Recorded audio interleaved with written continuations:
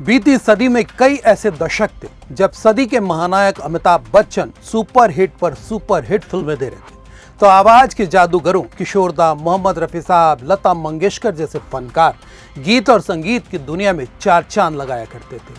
उस दौर में 80 के दशक की एक फिल्म थी सुहाग। अमिताभ और रेखा उस दौर की सबसे कामयाब जोड़ी थी। तो बात फिल्म सुहाग की कर रहे थे, जिसका एक गीत आज इम्तिहान है, आज इम्तिहान है ने जमकर सुर्खियां बटोरी थी। और आज 2025 के कैलेंडर की आखिरी रात है, जो वास्तव में इम्तिहान की ही रात है। CGNN लाइव से अभिषेक दुबे का आपको नमस्कार, जय जोहार। आज आपसे बात की शुरुआत एक फिल्म और उस फिल्म के गीत से करने के पीछे एक बड़ा मकसद है। सबसे पहले आज की तारीख है, जो गुजरते हुए हर एक पल के साथ दम तोड़ रही है, क्योंकि रात ठीक 12 बजे के बाद एक नई सुबह, नई तारीख, नया महीना और नया साल आपका स्वागत कर रहा होगा, जिसके जश्न में आप सहित ज्यादातर युवा डूबने के लिए बेताब होंगे। फार्म हाउस, होटल, बार सहित अन्य इवेंट ऑर्गेनाइजर आपका इंतजार कर रहे होंगे, तो साथ ही राजधानी, न्यायधानी सहित अन्य शहरों की पुलिस। जी हाँ दोस्तों, जिस इम्तिहान की बात हमने शुरू की है वो इम्तिहान पुलिस की ही है। तो कैसी है उनकी तैयारी, जानने के लिए बने रहिएगा हमारे साथ। पर वीडियो का आनंद उठाने से पहले चैनल को सब्सक्राइब कर कमेंट पर नए कैलेंडर की बधाई देना बिल्कुल मत भूलिएगा। भारतवंशी होने के नजरिए से देखा जाए तो हमारे लिए यह नया साल नहीं है, बल्कि हमारे लिए कैलेंडर बदल रहा है। पर प्रैक्टिकली देखा जाए तो हम सभी की दिनचर्या, काम, पढ़ाई, परीक्षा, पगार, बजट सहित तमाम बातें इसी कैलेंडर पर निर्भर होती हैं। लिहाजा बदलते कैलेंडर का स्वागत तो बनता है। साल 2025 की कई खट्टी मीठी बातें और यादें होंगी, तो 2026 में हम सभी ने कुछ नया करने की भी ठानी होगी।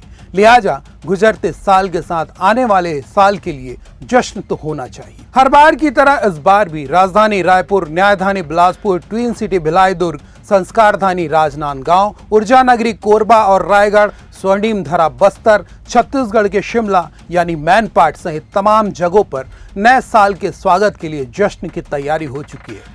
आज वो दौर है जब हर वर्ग अपने तरीके से खुशियों को बांटना चाहता है।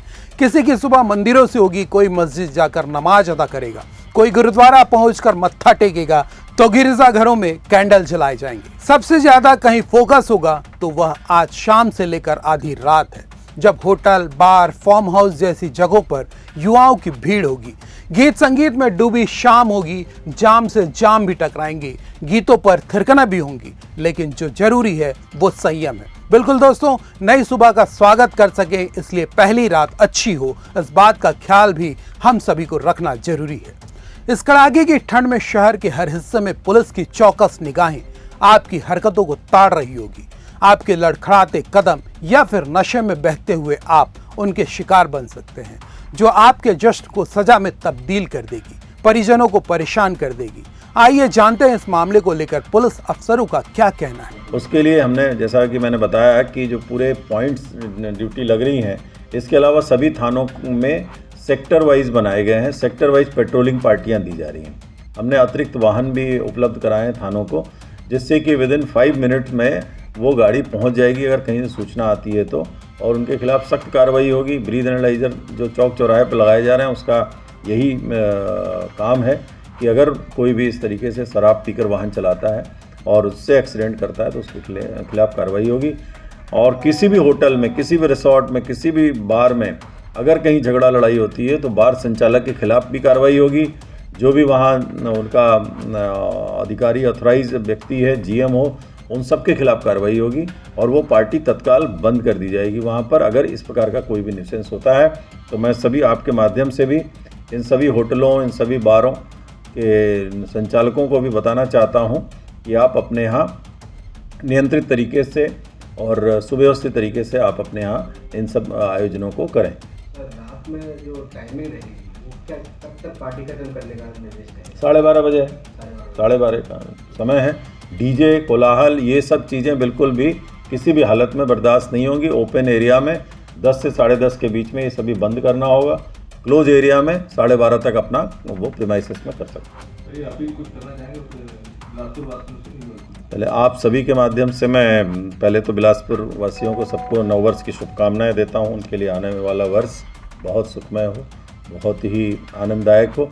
और मैं आप सभी से अपील करता हूं, विशेषकर युवाओं से, कि किसी भी हालत में ऐसी कोई भी गतिविधि में सम्मिलित ना हो जिससे कि आपको परेशानी का सामना करना पड़े। नशे में किसी भी हालत में वाहन न चलाएं। अपने साथी को, अगर जो नशा नहीं किया हुआ है, उसके माध्यम से वाहन चलवाएं जिससे कि कोई दुर्घटना ना हो। भाई, चेतावनी केवल जश्न मनाने वालों के लिए नहीं है, बल्कि उनके लिए भी है जो इस जश्न की तैयारी किए बैठे हैं। उनका उद्देश्य नए साल के स्वागत में जमकर कमाई करने का है। अच्छी बात है कि मौका है, दस्तूर है, तो उसका फायदा भी मिलना चाहिए, लेकिन नियम और कायदा भी जरूरी है, इसका भी ख्याल तो रखना होगा।